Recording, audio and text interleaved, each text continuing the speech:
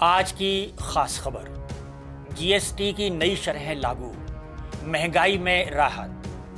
خبر کی 4 اہم باتیں۔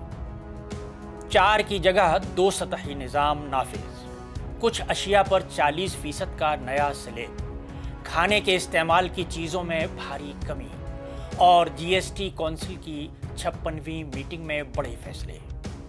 آداب، میں ہوں عبدالحی خان۔ اب خبر تفصیل سے۔ مہنگائی سے عوام کو راحت کے لیے آج 22 ستمبر سے جی ایس ٹی یعنی سامان اور خدمات پر نئی شرحیں لاگو کر دی گئی ہیں۔ جی ایس ٹی ریفارم میں حکومت نے کئی چیزوں پر جی ایس ٹی کی شرح گھٹا کر 0 کر دی ہے۔ اس میں کھانے پینے کے سامان سے لے کر پڑھائی لکھائی تک کا سامان شامل ہے۔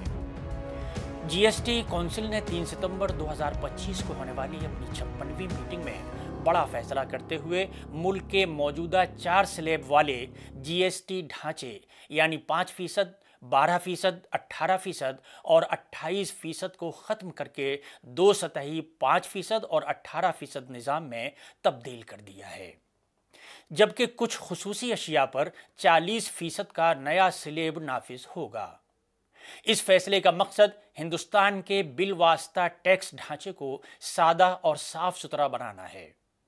نئی جی ایس ٹی اصلاحات کے تحت اب روزمرہ میں استعمال ہونے والی کئی چیزیں سستی ہو گئی ہیں، جیسے پنیر اور چھینا، پیکج و لیبل شدہ بڑا بریڈ، الٹرا ہائی ٹیمپریچر دودھ، چپاتی روٹی پراٹھا اور دوسری روایتی بریڈ پر 5% تھا، لیکن اب ان پر کوئی ٹیکس نہیں لگے گا۔ اس طرح ذاتی صحت اور لائف انشورنس، کچھ جان بچانے والی دوائیں جن میں 33 دوائیں شامل ہیں، اور میڈیکل گریڈ آکسیجن پر بھی جی ایس ٹی کو مکمل طور پر ختم کر دیا گیا ہے۔ پڑھنے لکھنے کے لیے استعمال ہونے والے سامان جیسے sharpener, کریون، copy note book, pencil, eraser, چاک اور یہاں تک کہ شیشے کی چوڑیاں سونے چاندی کے بغیر ان پر 12% ٹیکس لگتا تھا، جن پر اب جی ایس ٹی نہیں لگے گا۔ ساتھ ہی پرائیویٹ ٹیوشن، 12ویں کے coaching centre, vocational training institute, skill development courses اور چیریٹیبل اسپتال ٹرسٹ کی خدمات بھی اب جی ایس ٹی سے مکمل طور پر پاک کر دی۔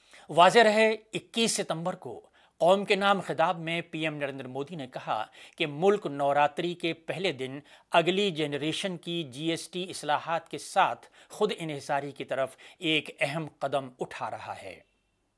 انہوں نے جی ایس ٹی اور انکم ٹیکس اصلاحات کا حوالہ دیتے ہوئے کہا کہ ان سے ہندوستان کے لوگوں کو کل 2.5 لاکھ کروڑ روپے تک کی بچت ہو گئی ہے، اور کاروباروں کے لیے خرید و فروخت مزید آسان ہوں گے۔ انہوں نے اس موقع پر دیسی مصنوعات کو عالمی معیار کا بنانے کی بھی اپیل کی ہے۔